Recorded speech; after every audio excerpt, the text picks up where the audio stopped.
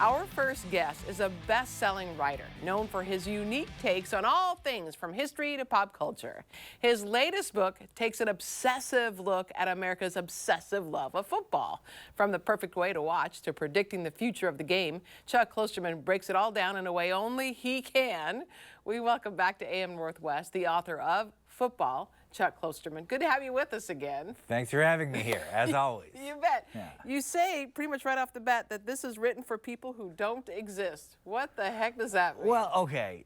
In some ways, that is kind of a gimmick because obviously I'm on your television show trying to sell this book. I am trying to sell it to people who are alive. The book is intended for people who are living. Right. But in some ways, the concept of this is describing football to this person I imagine existing maybe 2 generations from now, okay, when football's role in society has probably changed. And they're looking back on football and trying to sort of deduce why it was so central to the culture of the United States for, really from 1950 through whatever year right, this is. Very often when this happens, when people try to do sort of contemporary history like that, they just sort of project the values of that time onto the past, and it becomes a warped idea of what the meaning was. So in some ways, this book is for someone to read who hasn't yet been born, right, but in some future world may wonder what it was like to care about this sport now. Yeah. You talk about the meaning of football. What is the meaning of football? I mean, the meaning of football to me, it's like I've always loved sports, and I knew at some point I was going to write a sports book. And you always loved football. Your family yes, loved football. Yes, and when I was sort of making the decision on what sport to write about, it suddenly became very obvious it had to be football for its meaning to the United States, especially from, say, 1950 to 2000. If someone said to me that they wanted someone to describe sort of the trajectory and evolution of the United States over the last half of the 20th century, but for whatever reason, you can only use one subject, you can only talk about one thing, I think football would almost be the ideal avatar for that, because so many of the things that are sort of kind of the cultural values of our country are sort of injected into football and then sort of presented back to us. Like what? Well, the idea that, most of the time when we watch, say, basketball, yeah, there'll be comparisons to how basketball should it's kind of like jazz. It's very free-flowing. The players have lots of autonomy. Right. And it almost sort of gives the impression that what we're supposed to want from sports is the ability of the players we're watching to have sort of unmitigated ability to do what they want. And yet football is the complete opposite of that. Football creates the illusion of chaos within an incredible degree of control. Right. And that is very reflective about living, I think, in any industrialized world where right, it's sort of like, we want freedom for ourselves. We kind of want everyone else to be under control. We want everyone else to do what is expected, what they've been right, rehearsed to do. This is one way that football is a good mirror of that. The fact that television is so perfectly designed for the television experience, and television being the most important medium over the last half of the 20th century, right, those things interlock. Now, I don't know if this will continue through the 21st century. Right now, football is still sort of the last vestige of the monoculture, along with maybe Taylor Swift. It seems to be the only thing that everyone knows about, even if they don't care. I don't know if that will be the case in, say, 2070, but right, but it is right now. Why is football so perfect for television? Because it really is. And it doesn't seem like it should be. It's a bit right, counterintuitive, right, because there it's was also it's a complicated game. It's extremely complicated. Yeah. It's probably the most complicated game we play. Maybe cricket, you could say, might have a similar level of sort of cognitive dissonance. I still don't understand. But okay, got it. What is so strange about football is, like, there was a famous Wall Street Journal article that came out in 2011, and these guys researched the NFL, and they were like, okay, so in a 3-hour broadcast of an NFL game, there are typically 11 minutes of action. Mm-hmm. Now, that seems like something that should be to football's detriment. If you were creating a sport, and you said, here's the deal, it lasts for 3 hours and only 11 minutes of action, people would be like, I think you need to rethink that. As it turns out, 11 minutes is the perfect amount. The way football is broken up, it has these short moments, these bursts of like hyperkinetic, violent action that gives almost the illusion or the sensation of right, something that is nonstop. And yet, there are all these breaks where you're able to consider what just happened and what will happen next, and maybe the larger strategy that's going on, and maybe things that are totally unconnected from the right, game. Maybe you can talk to your friend or look at your phone or have a drink or do all these things. Watch a commercial. The experience of this is ideal for the way I think the mind subconsciously works. We're told that we should want non-stop action, but that's not how the human body reacts. What they'd rather have is something that allows them to have moments of intensity and then a chance to sort of compress and reconsider what that action meant. I'm curious, you grew up with football, your whole family loves football.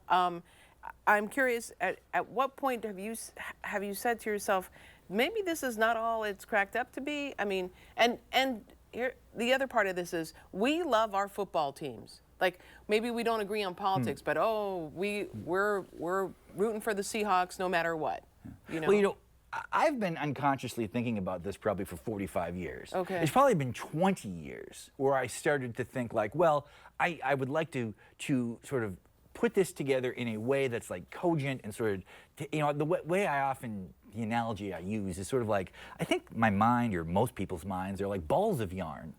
Everything I've ever thought about football, every idea about football I've considered, every player, every team, my own personal memories, my relationship to my family, my friends, all of these things, it's like this ball of ideas.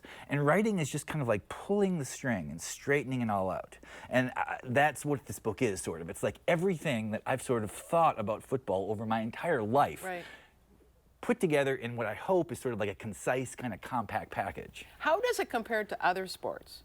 I mean, we do have injury. Yeah. We do have CTE. That's a big problem. A lot of parents aren't allowing their kids to play football. In a lot of ways, it is separate from a lot of sports for a whole variety of reasons. One of the big ones is that you can't really play it recreationally. I mean, yes, you can throw a football around out in the yard or on the beach, but a basketball game, you can create a pickup basketball game, and it's not that far removed from an official game. You played baseball in high school, and now you can play, slow pitch softball. Right. You were a runner in high school, now you can go, in track. Now you can just go for a run. You're a swimmer. You can go to the pool. You can play volleyball on the beach. You can go bowling. You can play golf till you're 70. But football only really appeals to this one sliver of high school kids, a few college kids, and a very small number of professionals who are able to do what football really is, because it takes so much rehearsal. It's not something that can be just thrown together. If you got 22 people together and you said, okay, let's play a football game, the amount of time it would take just to work out the most rudimentary plays, the number of people who would be hurt 30 seconds in, it's like it's just something that's very separate. It's also interesting in that most sports fall into one of two categories. That it's either kind of non-stop mesmerizing action like hockey or basketball, combat sports, auto racing, or it's very cerebral like golf or baseball, where these sports where it's like, for the most part, what you're watching is a non-event. You're waiting for these moments.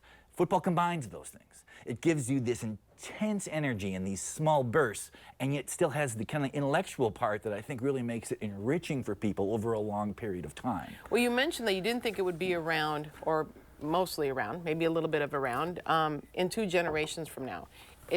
Why is that ultimately? Why you think that would? Why do you think that would happen? There's a lot of reasons for this, and like it's a chunk of the end of the book. If I could describe it in a sentence, I probably wouldn't need to write the book. But it's really 2 things. One is changes I see economically, particularly with things like advertising, how that will shift. Right. But I think the deeper reason is insane. People often will mention how 100 years ago, the 3 most popular sports in America were baseball, boxing, and horse racing. And the reason horse racing kind of disappeared from being a mainstream consumer sport is people lost that relationship to horses. In 1920, you might not own a horse, but maybe your dad did. Maybe you had a blue-collar job where the horses did the labor. You lived in Chicago. It was called the City of Horses. You saw horses all the time. And as that disappeared, the idea of seeing horses as this, horse racing as a sport went from being something that was an extension of your organic life to this almost alien, separatist thing. That's kind of happening with football now, in that the kind of person who plays football and the kind of person who watches football are starting to split. There are parts of the country, this being one, where it's very common to hear parents say, like, well, I wouldn't let my kid play football even if they wanted to. So, and what's going to happen is eventually people will still love football, but just kind of as an entertainment distraction.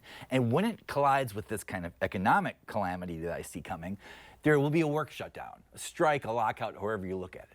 Right now, if there was a strike and there was no NFL next year, people would lose their minds. Yeah. But that won't happen to people in 2070. They will see it as like, well, okay, it's just a distraction. I'll replace it with something else. I do sort of fear, as someone who loves football, that the personal relationship that people were almost forced to have for much of the 20th century has been separated from our world. You know? Wow. I can't believe how you dissected football, and it's all very, very fascinating. Well, I hope so. I appreciate you saying that. That's very nice of you to say. It's really fascinating. Yeah. Absolutely love it. We want to tell our viewers the book again is called Football. Chuck Klosterman, thank you so much. Great to have you back. My pleasure. All right, we'll be right back with more AM Northwest. Don't go away.